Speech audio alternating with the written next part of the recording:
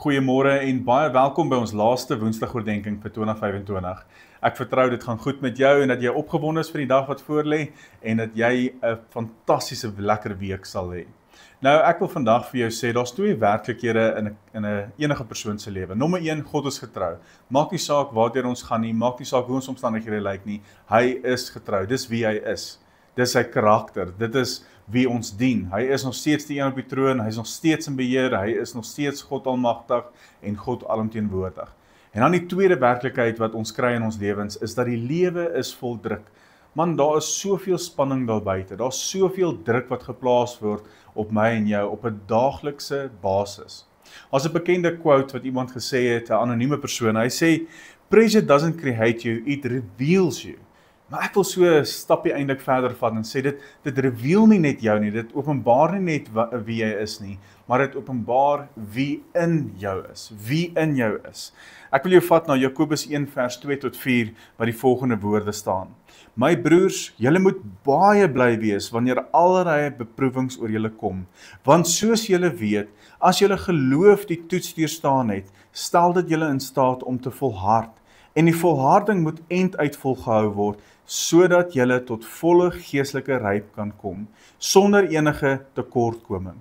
In Grieks word die woord beproewing vertaal as dokion, wat beteken om te verfyn. Dis soos goud wat verfyn word. Goud word nie verniel deur die vuur nie. Dit word kosbaar, dit word mooi, dit word uniek, dit word gevorm en dit word duursaam. En dan wil ek jou ook vat na 1 Petrus 1 vers 7, waar die volgende staan. Die doel met beproewings is om die egtheid van julle geloof duidelik te laat word. Julle geloof word getoets soos goud met vuur getoets en daardeur gesuiwer word. En onthou, julle geloof is vir God baie kosbaarder as goud wat vergaan. As die toetse die egtheid van julle geloof uitwys, loop dit uit op die lof en heerlikheid en eer op die dag wanneer Jesus Christus aan die wêreld geopenbaar word. Let op wat hy sê nie as julle deur beproewings gaan nie, hy sê wanneer julle deur beproewings gaan. Ek en jy gaan deur beproewings gaan. Ek lees nêrens in die Bybel wat die Here vir ons gesê het, hoor julle gaan net 'n gladde, gelyke pad nou loop nie. Maar hy sê, daar gaan beproewings wees, daar gaan uitdagings wees, daar gaan vervolging wees. Druk is deel van die lewe hier op aarde. Maar hy sê, ek gaan julle nie alleen los nie, ek gaan saam met julle wees, ek gaan by julle wees. Dit laat my dink aan Daniël se 3 vriende, wat nie wou buig voor koning Nebukadneser se beeld nie, en gesê het, weet jy, ons het 'n besluit gemaak, ons dien 'n God, wat ons kan red, en wat ons gaan red uit die mag van jou hande, maar ook uit die mag van wat jy hier probeer doen. En wat het gebeur, hulle het in die vuuroond beland. En op 'n stadium toe staan Nebukadneser op en hy sê, maar was daar nie net 3 mans wat julle in die vuur ingegooi het nie? Ek sien dan 4 mans en een lyk soos 'n boaardse of 'n hemelwese. Familie, God klim saam met my en jou in ons uitdaging. Klim saam met my en jou in ons stormagtige seisoen.